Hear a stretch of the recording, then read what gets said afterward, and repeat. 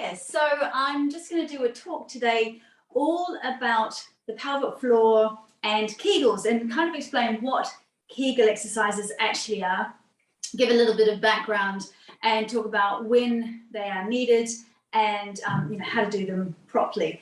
So first of all, what is the pelvic floor? Well, the pelvic floor muscles are at the bottom of your pelvis. I've got a little pelvis here, so I'm just demonstrating by pointing to the pubic bone at the front and the tailbone at the back, and then the two sitting bones. These, the insertion points for those muscles, they attach to these insertion points. So they are skeletal muscles. And these muscles, they hold the pelvic organs in place. So you've got your bladder at the front, you've got your uterus in the middle, and you've got your bowel at the back. And the pelvic floor muscles also have the sphincter muscles for the anus and the urethra at the front, and also for the vagina. So they are very, very important. And we also have a deeper layer of muscles, a band of muscles that kind of hold the organs in place as well. So there's these guys at the bottom, but the muscle structures go deeper into the pelvic bowl as well. So just as a warning, leaking of any sort is a red flag, and we just cannot afford to ignore leaking. So whether it's just a little bit of leaking if you cough or sneeze hard, or maybe a bit if you start to run, it might be that you can run fine for say 5K, and after 5K you start to leak. Definitely if you've had a full bladder leakage, that is a really big red flag, and we cannot afford to ignore these red flags because unfortunately it doesn't go away of its own accord. There's a huge amount that we can do to strengthen pelvic floor muscles, and we need to be doing this as we age and as the elasticity of the muscles themselves starts to almost decompose, really, as we start to age and our estrogen levels drop in perimenopause. So please don't ignore leaking. Pads, yes, they're a fantastic bridge, and yes, they can be very useful, but they're not a solution. So really it is all about learning the kind of the gold standard of care, and then actually practicing it, so actually doing something about it. So in today's talk, I'm not actually talking about leaking. Sorry, I'm not actually talking about tension patterns. We'll be talking about that next week with Raina Van Zel, who's a fantastic pelvic floor physiotherapist. So I'm not talking today about tension patterns, about pain with sex, about discomfort when eliminating or problems with eliminating. I'm not talking about prolapse specifically today either. Like I said, I will be doing an in-depth talk about that next week. But today I'm just talking about how we can strengthen these muscles. And if you have stress incontinence, so i.e. you don't have necessarily urgency issues or you need bladder training, that's not this talk. This talk is all about how to strengthen these muscles that hold our organs in place. So the gold standard for postnatal ladies, and also for women who are kind of 40 plus in that perimenopausal stage where estrogen starts to drop down, and like I said, the elasticity of the muscle fibers diminishes, is to both lengthen muscles. I'm going to use my bicep here to show you lengthen muscles, which is the down training, and then strengthen. So, an element that a lot of women miss out is the lengthening, the releasing. And so when they start doing a program of strengthening their pelvic floor, they do a huge amount of strengthening, but don't actually ever release the pelvic floor muscles and lengthen them. So it's a really, really important part, and you're not doing a proper Kegel if you miss out the complete release, basement, I call it basement level release at the end of a contraction.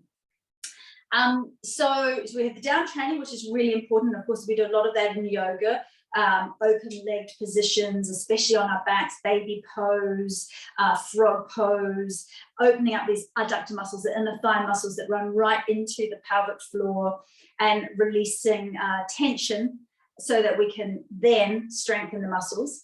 So stage 2 is actually the strengthening, and we have fast twitch muscles and we have slow twitch muscles.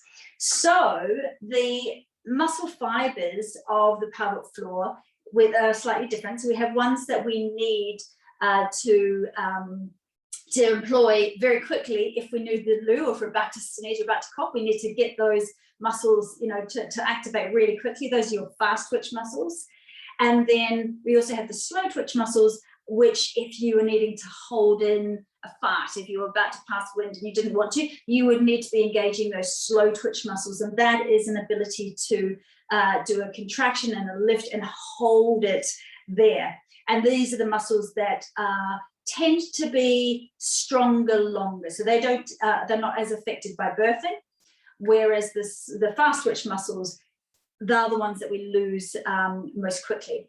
The other thing to know is that within the pelvic floor, and if you think of it almost like a trampoline, we have most of the muscle fibers at the back. So we have about 70% of our activation ability at the back around the anus, and only about 30% at the front. So it's harder to get that contraction at the front. Not impossible at all, but it is harder. And I'm just going to show you a couple of techniques to enable you to focus on around the urethra to strengthen those muscles in particular. Before we go into actually strengthening those fast and slow twitch muscles, I just wanted to touch on another couple of components which are really, really important in global strengthening. So one of those is regulating what's called intra-abdominal pressure. So this whole area from our diaphragm, so our breathing diaphragm at the bottom of our lungs, down to our pelvic floor, which is a diaphragm as well, this top and this bottom are the top and the bottom of like a big canister, if you like. And our deep transverse abdominal muscles, so those are our deep core muscles, and our extensor muscles of our back, they are the kind of the front and the back of this big canister.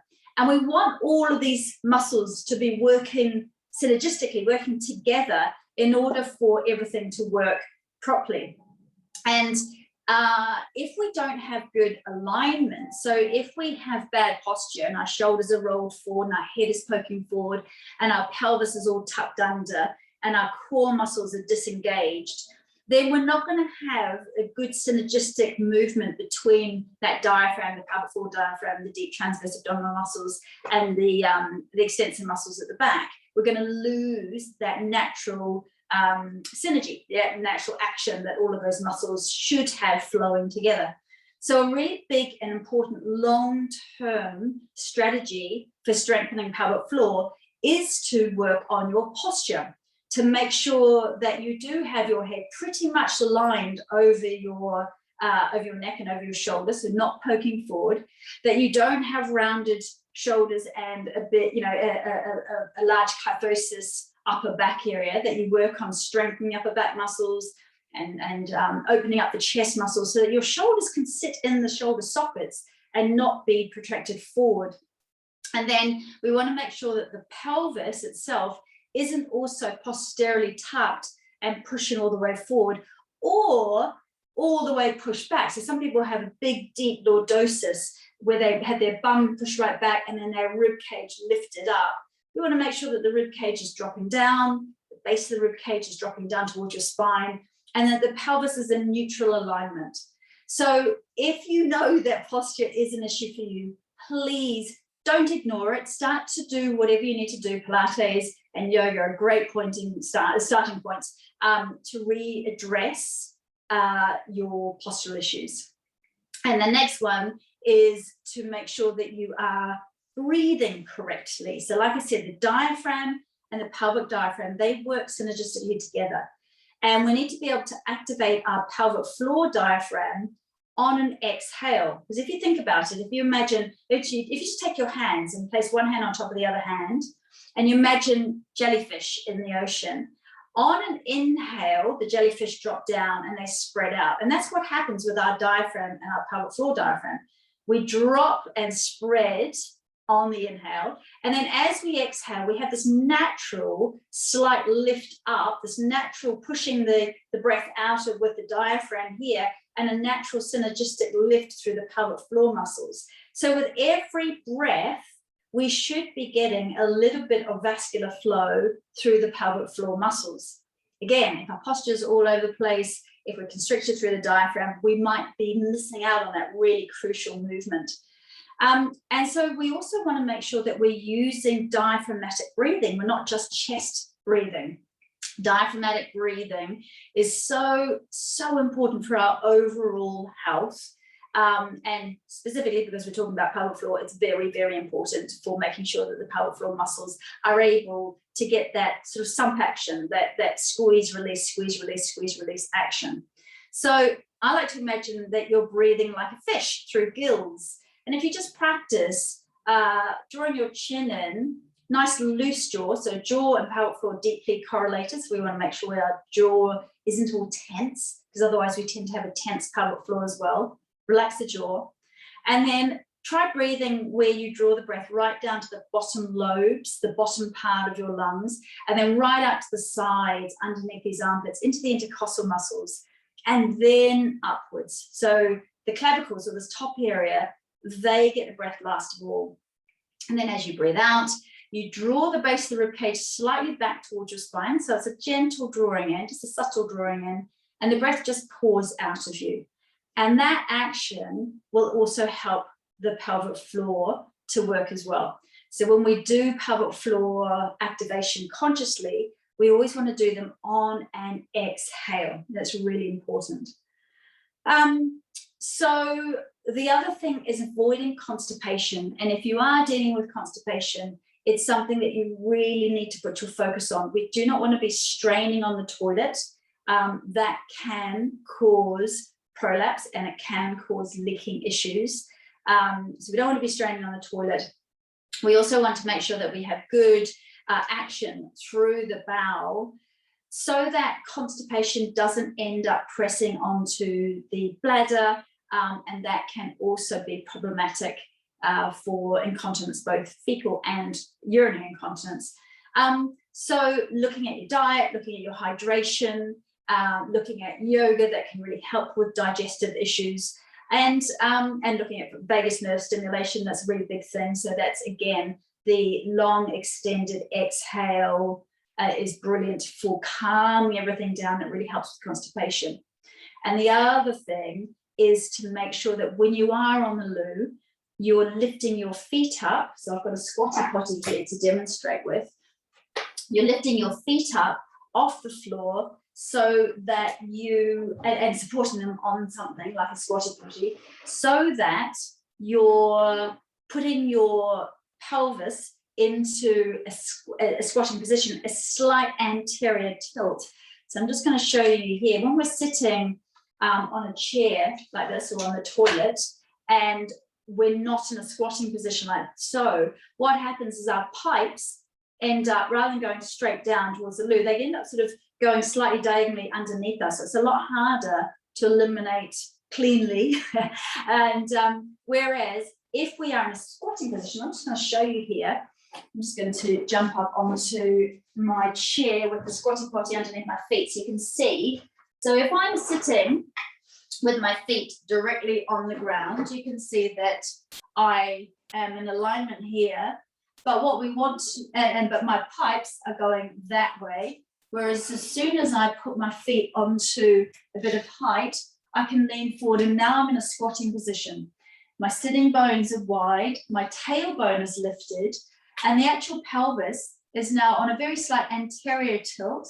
And so the pipes are going straight down as opposed to slightly underneath me here. So really, when you're eliminating, you don't want to be leaning back. You really want to be leaning slightly forward, and ideally with your feet upwards, to open up the whole pelvic floor and get the pipes going directly downwards. So squatty potty, great investment. They just sit underneath the toilet, out of the way, apart from when you need them. And the third thing, or the last thing, sorry, before I go into actually how to train your pelvic floor muscles, is to think about Estrogen Cream or another type of low-dose estrogen cream for the pelvic area, for the whole vulva area, but around the urethra, around the anus, can be really, really helpful just to strengthen those pelvic floor muscles when our estrogen, our natural estrogen, starts to diminish. And just a note that this is hormone therapy. However, it doesn't go into the bloodstream, so it's not systemic, and therefore it is very, very safe. You can take it with normal HRT if you wanted to. Most women who have normal HRT find that once they have enough estrogen in their bodies, they don't also need this topical cream. However, if you don't want to take regular HRT, or you can't for any reason, using this topical estrogen cream, very, like I said, very, very low dosed. So a whole tube of it is the equivalent to 1 pump of estrogen, which is like a half a day dose, basically, of the stuff that does go through your bloodstream. So the cream just, because it's topical, it just goes into literally the skin. So it's like a good eye cream around your eyes, will just affect that eye area. It's not going to affect all the rest of your body.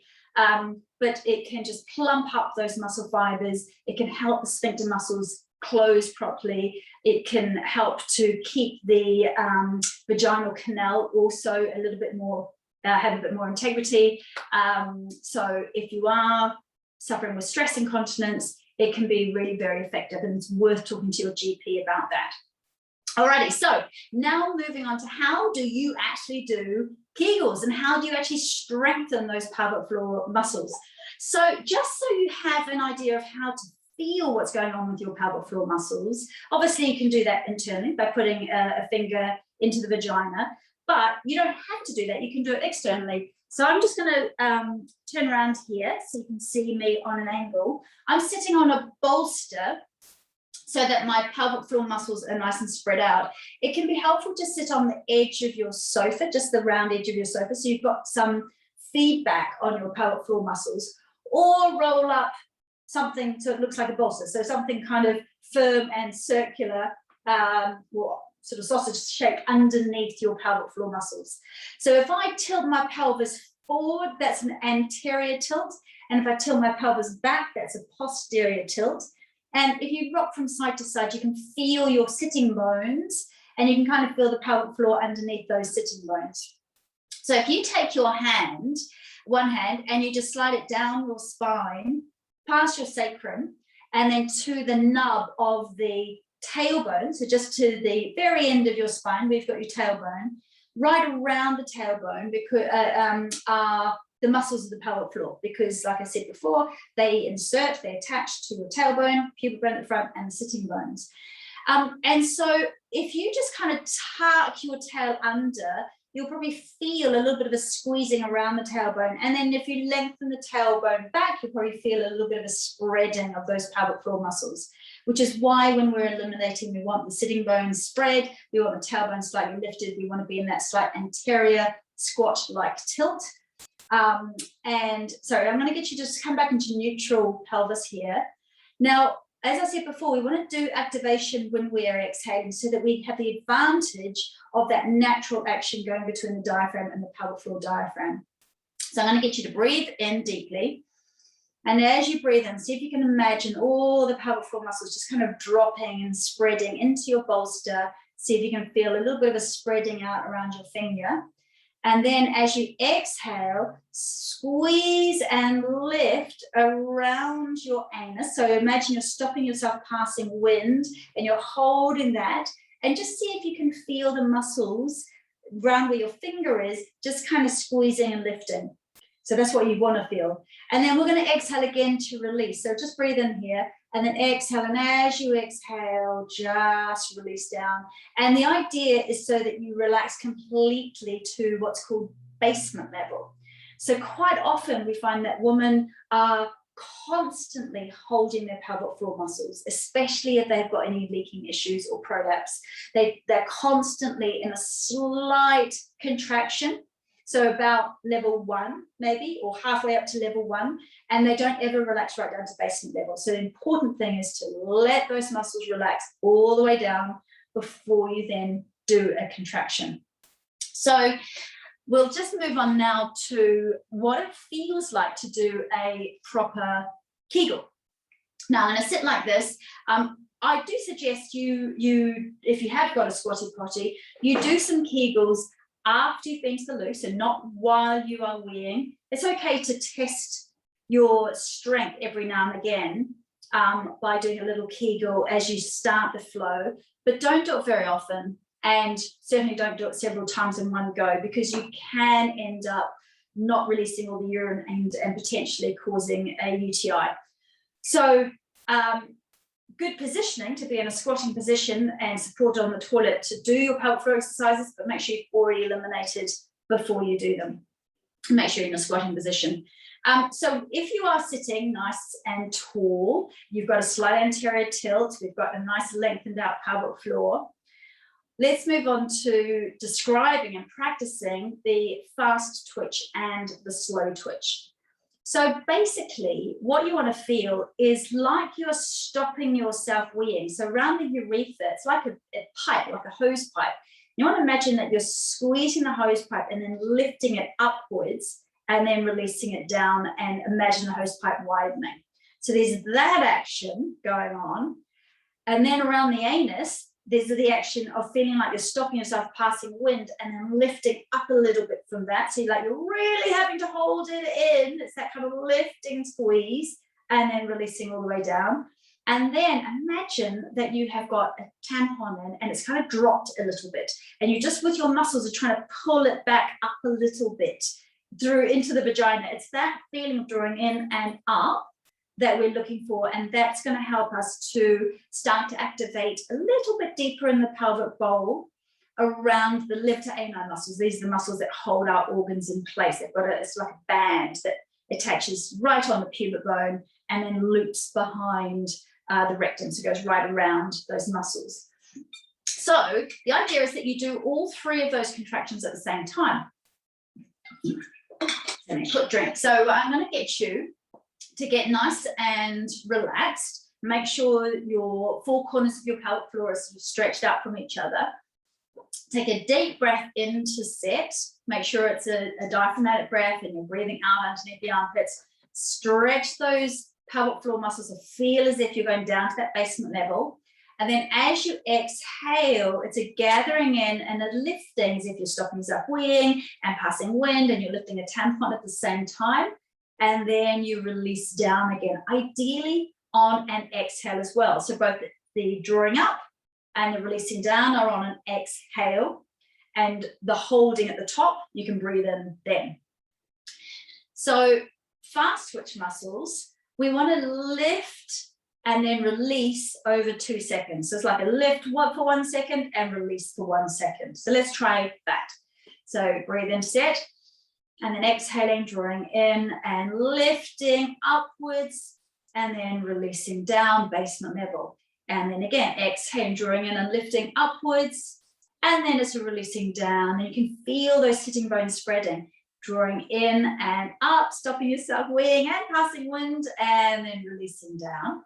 Again, drawing in and up, and then releasing down. And you want to aim to do about 10 of these fast twitch activations, and doing that 3 times a day would be good. So making sure though that you always, as you exhale, go right down. If you need to take a couple of breaths relaxing before you do the next one, please do that. And then the slow twitch muscles take a little bit longer. So like I said, it's like you are in a lift and you are about to fart, but you don't want to because there's other people in the lift with you and you've got to hold that in. It's easier to focus a little bit more around the back passage for this one because like I said earlier, that's where most of our muscle fibers are. So it's about 7 or 8 seconds to lift, to hold, and then to release down. And I like to imagine it is literally like a lift shaft. So if you imagine you've got basement level, totally relaxed, and then we go up to level 1, and then try to go up to level 2, and then really, really top of the lift shaft is the level 3. So that tends to be if you have a bit more control there. And then ideally, and it tends to be something we need to work up towards, as we go down the lift shaft, we're able to give a tiny little pause at each level before we get down to basement level. So you are sitting nice and tall, you're breathing diaphragmatically, you've got a little bit of an anterior tilt to your pelvis, you're not tucking under, And then you breathe in, you set, relax those pelvic floor muscles, basement level. As you exhale, drawing in slightly and slightly up. Exhale again, so you can go a tiny bit higher, and then again, so you can go all the way up, up, up, up, up, up, up, and hold and hold and hold. Do little puffy breaths out to help you hold. And then dropping down, and then down again, and then see if you can go all the way down to basement level and totally relax. And take a couple of breaths in and out as you are relaxing completely. And then we'll try that one again. So you are relaxed here, breathing in. As you exhale, you're gathering in and lifting up slightly, level 1. Exhale again, level 2. Exhale again, so you can go right up, level 3. You might need to lift your eyebrows to help you zip right up, hold, and then drop down a little bit. Drop down a little bit more. Drop down all the way to that basement level and take a few breaths. So those are your slow twitch. They just take longer, basically. It's the same kind of pattern, take longer. If you're finding it difficult to focus on the front, don't worry, just focus on the back, and that drawing in and up is kind of almost like you're zipping the anus forward. It's a sort of drawing in and up sensation. So some people like to imagine, you know, pubic bone north, tailbone south, sitting bones west and east, and you're drawing the 4 corners together and then releasing them apart. And then once they come into that center line, so the sort of the center of the crossfire, if you like, you are zipping upwards. And some people find it helpful to imagine that they are breathing out of a straw. There's a straw that they are sucking up through a straw. Other people like to imagine that there is like a pebble or a blueberry, something like that, which is just at the vagina, and then you're trying to draw that upwards with your muscles. So whatever visualization works for you, please practice those. The key thing is to make sure you do the practice. So I'm just going to show you and talk you through a couple of ways that you can make these practices even more effective, because Kegals on them are their own. Yeah, they can be amplified, and sometimes they're simply not enough. One thing is to use a bolster like I've got here, and then just place your bottom, so lie back on the ground and place your bottom onto the bolster. So I'm lying down now with my pelvis lifted onto a bolster, my upper back on the ground. And what is happening is the weight of my organs, so my bladder, my uterus and my bowel and my intestines, they're all dropping away from my pelvic floor. So my pelvic floor is now not having to deal with the weight, the gravity and the weight of those organs. So in this position, it can be a bit easier sometimes to feel the pelvic floor muscles and feel that connection with then the deep core muscles, to get an activation through the pelvic floor and then feel that zipping up and then feeling the core muscles activating. Really, really important, especially for midlife ladies and postnatally as well, to get the coordination of pelvic floor activating before deep transverse abdominal muscles activating. A lot of people lose that neural pathway. And so, yes, they might be able to squeeze these core muscles, these deep tummy muscles, but they don't have that connection with the pelvic floor. And ideally, well, what we really need to be doing is when we're doing any kind of core, it comes from the pelvic floor first. An exhale, drawing in and zipping upwards, and then releasing from the top downwards. An exhale, drawing in and upwards, and then a release all the way down.